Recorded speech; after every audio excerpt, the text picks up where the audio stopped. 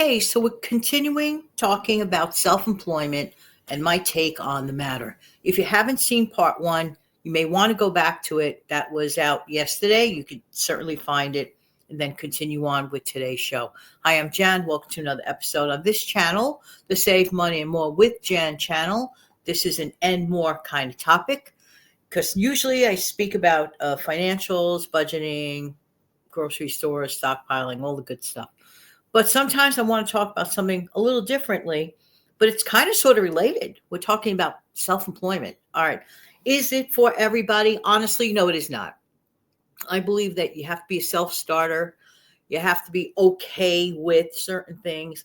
But for the person that it is for, it's really great. But if you've never tried this before, this kind of a working situation as either an independent contractor, for example, or just, totally solopreneur on your own, like yours truly, that's fine. But how do you bridge that gap? That's really for another show. How do you move from being employed with someone else or to someone else or for someone else to becoming self-employed? That's really its own separate topic. Okay. Honestly, that needs delving into.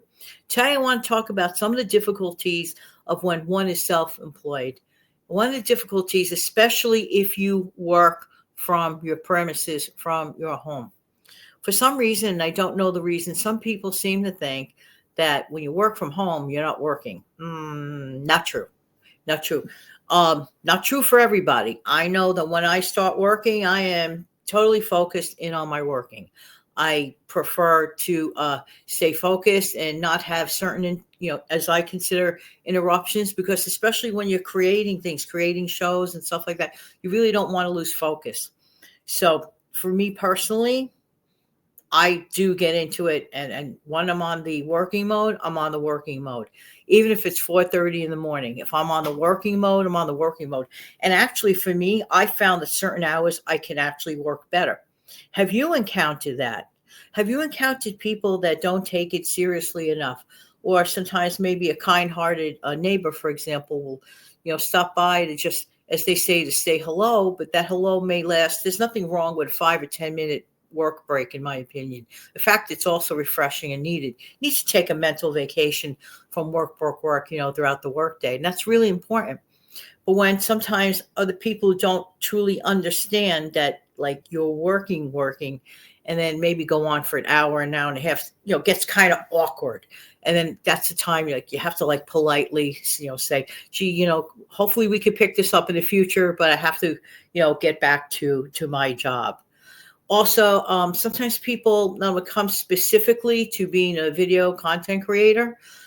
Some people take it seriously and respect the content creator. And sometimes people have no idea what content creators actually do, what it entails. And there's really a lot more to it than just getting, in front of a camera. Getting in front of the camera, in my opinion, that's the easiest part of the deal. The most challenging part is coming up with a concept, an idea, a message that is of importance to you, the creator, that you want to convey to the viewer. Okay. So for me, the thinking part of that takes more intensity. It takes more thought. I mean, other than that, I'm a talking head, tap, on my camera. But that's for me and my kind of show, my style of show, or an audio. Other people have obviously more, video graphics and switches and all this. That's a different show altogether. But for my style, I'm just saying. So self-employment part 2. Now, not everybody works from home that's self-employed, right? Okay. So when I did other things, for example, when I was self-employed, I also ran a little bit of a cleaning business. And when I first started that, I was actually the cleaner. Okay.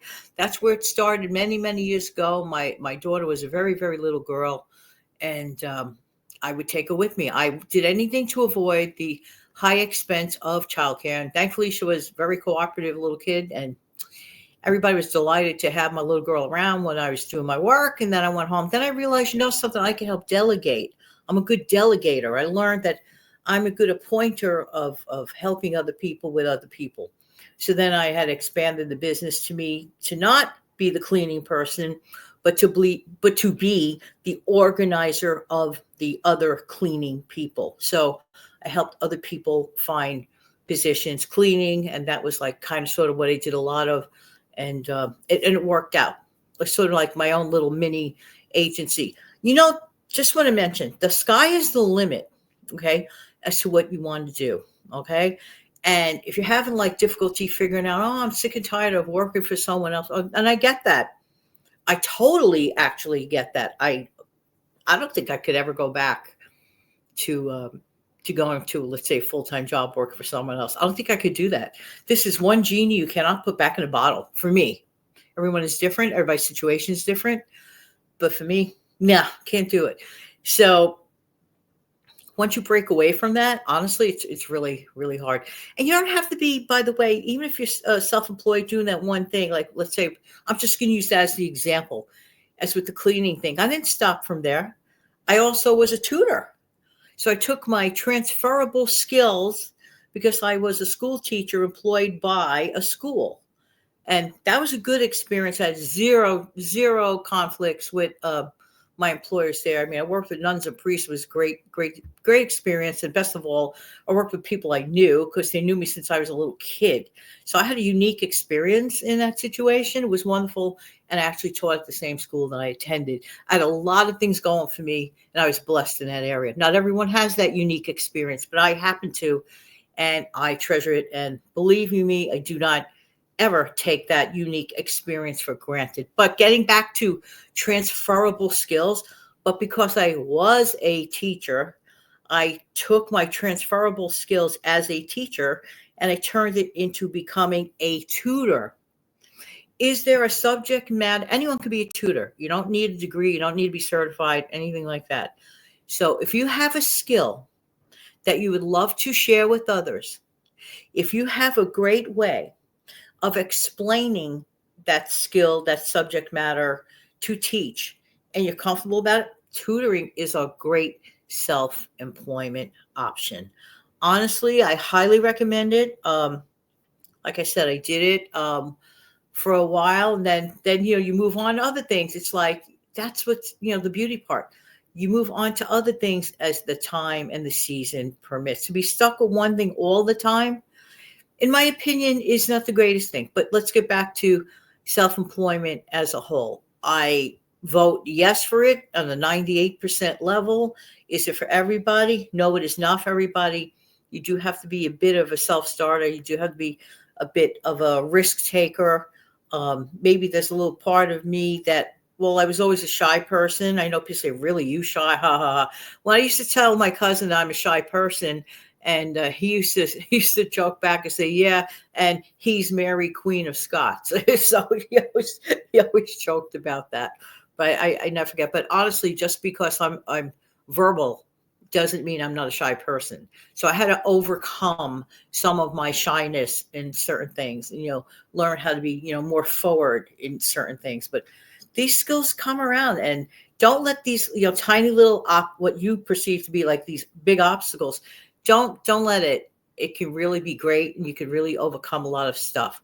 But if you're in a current situation where you have to, because you need a paycheck, right? We have to eat, we have to pay bills, I mean, this is normal. But if you're in a situation like that, gradually work for yourself. Do a little something, okay? Do a little side gig, okay? Take up a side hustle. You still have your regular job and everything. Once you turn that into something bigger and better, and you can turn it into a full-timer, that's when you get to break away from the I have to work for someone else. Because if this is your desire to no longer work for someone else, but to work for yourself, you have to let it evolve, let it just, work into each other. It will work out. But you can't just quit your job, your steady paycheck blindly and go, okay, drift like that balloon here, there, and everywhere. You can't do that. You have to have an income. Am I right? Or am I right? All right. So I just thought that this would be a very important topic for these last couple of days. Like I said, if you missed part one, go back to part one. And we all evolve. And who knows where my next chapter will take me. Right now, I'm on this. I've been on this now for since 2018. And I love giving messages, and I'm very hopeful to help other people. And that's, the whole part of it. It really, really is. Thank you so much for being here. Thank you so much for being here. And I really do appreciate everybody's time. Don't forget to click like, share, and subscribe. Have an amazing day. Take good care of yourself and your amazing family. Take good care now. Bye-bye.